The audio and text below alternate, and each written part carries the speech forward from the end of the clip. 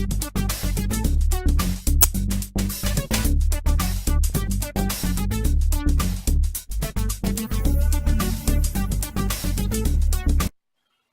hey guys, what's up? 8 Brian here, and I am back again with another thrift haul and flea market haul for the month of February. I know this is a little bit late getting out, so sorry about that, but anyway, let's get right into it, and we'll start this month off with miscellaneous. So, some miscellaneous things that I found that I won't really classify under like toys or games, I guess. I picked these up at the Salvation Army, and February was a really great month for finds overall. I think I paid like $3 for all of these. They were like $1 each. And these are the old Walt Disney World on Ice programs. These are just really cool. I remember going to one like when I was a little kid in the early 80s. I don't remember what it was. I mean, it's a long time ago, man. So, but like, they're just really cool. This is a 7 White and the Snow Dwarfs. You can see all the gold on the back, and it has an advertisement for the upcoming Lion King. These are all from the 90s, the two that I found. And you can see the pictures and the illustrations in here of all the different scenes and the story that it tells. I hope you guys can see that. And they're just really cool. This is something that you don't see big programs like this, with Disney or anything like that. So they're really neat. And I see these sell online for about $30 or so. And then I got this one. I think this might be my favorite. I got Disney's Aladdin. Just check out that cover. That's really cool. You got Jafar on the back. The genie on the front, again with the metallic, shiny metallic. And you got all the great scenes there.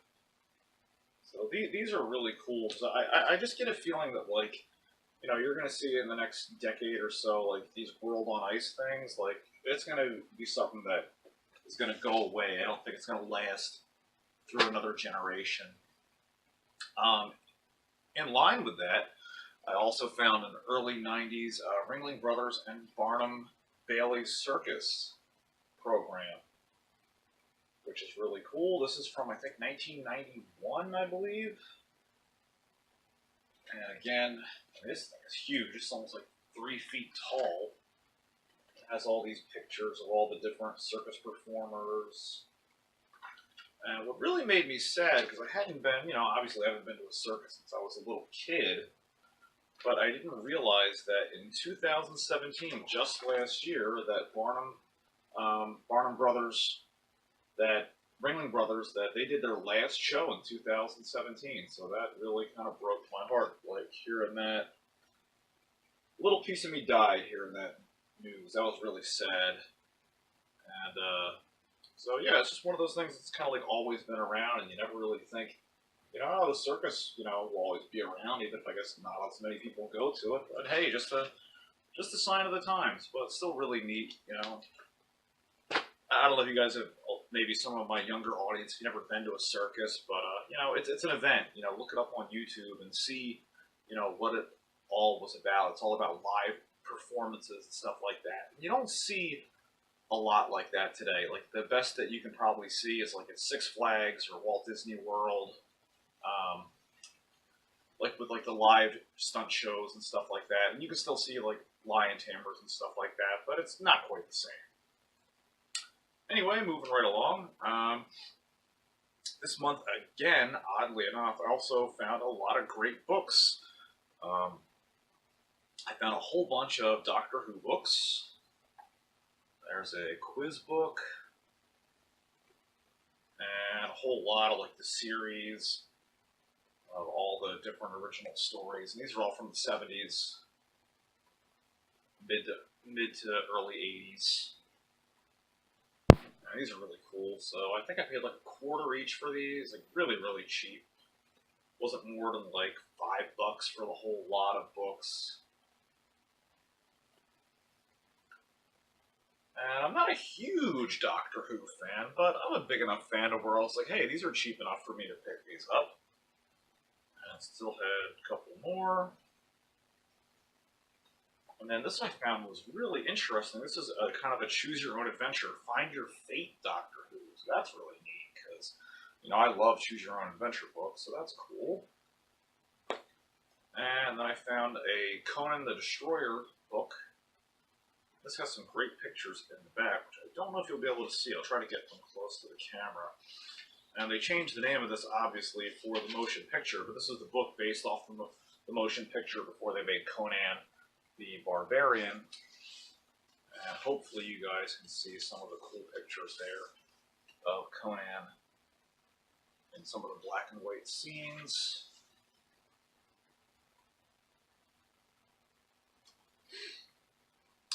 And I also found a copy as well of The Last Starfighter, which is a really, really good movie. It's one of the few video game based movies. I don't think this has photos in it. But it's a pretty good little science fiction movie, so I recommend it if you're into stuff like that.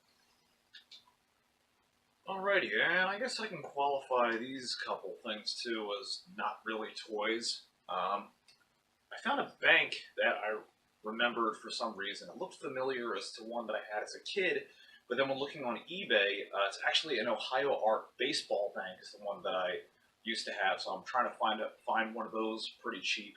But anyway, this is still really neat. This metal globe bank says Globe Bank on there. And the bottom opens up like that so you can get your change out. So that's really neat. A little difficult to close back up because over the years the metal's kind of gotten worked out of shape. There we go. And I also found one of these little puffy magnets. I don't remember if you guys remember these. These are from the 70s and early 80s. It's a Popeye puffy magnet. And we used to have these at my house on the refrigerator of like, I think it was like Looney Tunes and like Raggedy Ann and Andy. And I just like how they're puffy. Like they're really cool. So I got that for like $1, which is really cool. And my dad had something like this. This is a little goofy bobblehead. This is made by Mark's, I believe. Mark's Toy Company. Yeah, he tried to jump to his death there. And you tap him on the head. He's missing his ears. But his head bobs up and down. And I purposely got this one missing the ears because my dad's one was missing the ears. So this reminds me of the one that he used to have. I also got this Zorro watch. This is like almost exactly like the one my aunt gave me a Zorro watch when I was like 10 years old. And this is from the 50s. So this I paid 20 bucks for, which isn't bad. Doesn't work, but it looks a lot like the one I used to have. So that's cool. Brings back a lot of cool memories. And that was a really neat find. Something I haven't seen in eons. Alrighty. I just actually remembered one other thing I want to put in this video that I had off to the side there. It sparked my memory. Okay, I guess after that, now we'll move into toys. This was a good month for Star Wars stuff. I found Zuckus at a local toy store near me. This is from Play With This Collectibles. And he's complete with his gun and cloak and everything. I think I paid about 15 bucks for him, which is a decent price since he's complete. And dropping his gun. Butterfingers me. The gun does not want to go back in his hand. I think it was like 15 or 12. Wasn't more than 15. So that's a decent price. He's like a $25 figure online. And this guy I think I paid $5 for, I think. And this is ED8, and you'll remember him as the torture droid, I believe in Jabba's palace, where he has the Gonk droid upside down, and he's stamping the feet with that hot iron torture device. And he's complete, because he doesn't come with any accessories. That was the Power of the Force version, which I had confused. He's the one that came with the little torture rack, but he's really cool. So one of the few Star Wars figures I don't have in my collection. And very excited to add this to my collection. I picked up Max Rebo. Now my Max Rebo band is half complete. This has all the keys. Really nice Max Rebo, as you can see here. Really nice blue coloring, not faded or anything. And I still need Sly Snoodles, and I need Droopy McCool. Yeah, I always get his name confused. He has a flute that he's missing. This was $15, so that was a really good deal, I think, or 15 or 18. But still, that's pretty good when you compare to eBay. eBay is going to be, even for this guy, 20, 25. So I still saved, even if I didn't save a whole lot. But very excited to add that to my collection. And let's see, I also picked up this guy for 20 bucks, and this is, what's his name? This is Slamdance, and he is a combination of two Autobot cassettes of Grand Slam, the top red one, and Rain Dance, the blue one, and Grand Slam transforms into a little tank. God, excuse me. And Rain Dance transforms into a jet plane, and they're one of two cassette combiner transformers, and the other one is Squawk Box or Squawk Talk. I always get them confused. Yeah, because the other one is Beast Box, a gorilla, and Squawk Talk, a bird, and they combine to form Squawk Box. So at conventions, even though he's missing his weapons, $10 a piece on the cassettes is a really, really good deal. Because with his weapons and everything, he's $50, so this would have been still very close to that range, $30 to $40, even missing the weapons, because the stickers are really nice and he's in really good shape. So glad to have picked him up. I thought that was a good deal myself, personally.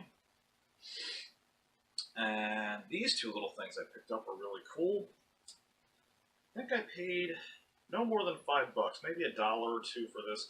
This is a Corgi Junior, which, as you guys know, I love the Corgi Junior line of metal die-cast toys. This is the Buck Rogers Starship. You can see the white with the yellow fins and the blue thrusters in the back. And what's neat about this is there's a button on the bottom where you can retract the wings, and then you can push that in, and the wings will slide out. So that's very, very cool. I've been wanting that for quite a while.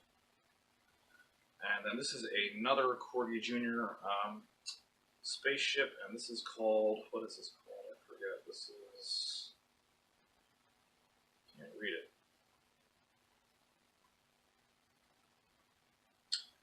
I don't remember, but I believe this was from Battlestar Galactica.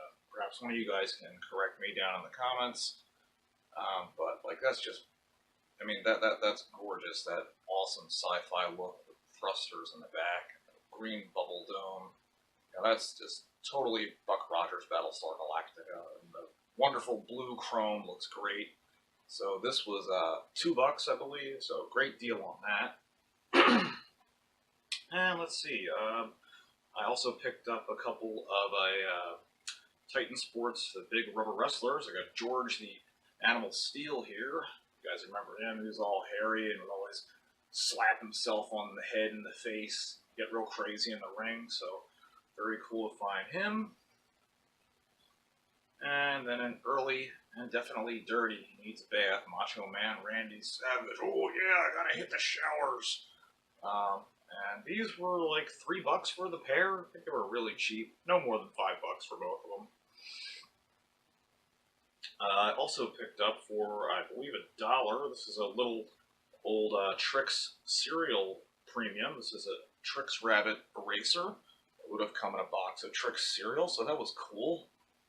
I kind of remember possibly getting one of those out of a cereal box. That's why that caught my eye, but I don't remember. But anyway, it's a silly rabbit. And erasers and Trix are for kids and not rabbits, so that's why I picked that up. And this I got off of my friend Nazar. He saw this and I immediately had to have it. This is from the Muscle line of figures, and this is the Claw. And I used to have the Claw when I was in school, in middle school. I think I had the red version, which is like, I wish I'd have held on to that. That's like a $90 toy. This one goes for about 20 to 30. He gave it to me for around 10. So really cool to have that again. That's one of my favorite muscle figures of all. Very cool. And then I also found a whole bunch of Shrinky Dinks. I got a whole bag of like over 40 of them. I'll just show you a few of the better ones here. For, I think it was like $5. And we got Cubert here. And if you don't know what Shrinky Dinks are, they were these little cutouts that you would make, and you put them in the oven, and then they would shrink down and turn into little plastic figurines and sun catchers. We got Pac-Man there. And let's see. We got E.T. I mean, I got everything from like Pac-Man to E.T. to Cabbage Patch Kids. Got the Wuzzles. Inspector Gadget.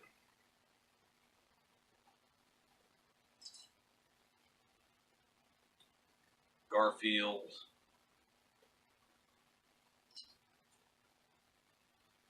Smurfs.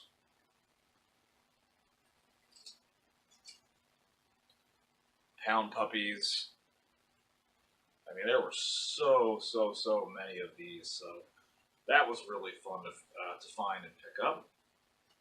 And I think that pretty much does it for toys, so now let's move into video game finds for the month.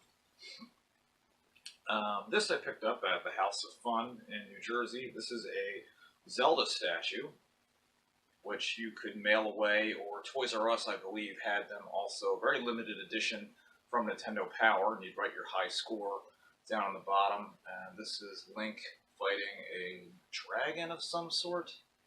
I don't think it's the Hydra, but it's just some dragon you'd encounter in one of the dungeons. And the Zelda series and the Punch-Out series are extremely rare, so I paid, I think, like 25 for this, 20 or 25, but that was worth it because these are pretty darn hard to find, and this still goes for probably around 50 if I was to resell it. I could probably get like 30, 40, or 50 for it. I could get a decent amount for it. And also, we'll move into some more video games here. I found Pinball Dreams for the Game Boy for only $1. That's like a $12 game, so it's an uncommon Game Boy game there. Another game that I got off of my friend Nazar for, I think, like $1. This is Congo Bongo for the Commodore 64, which is a really fun game.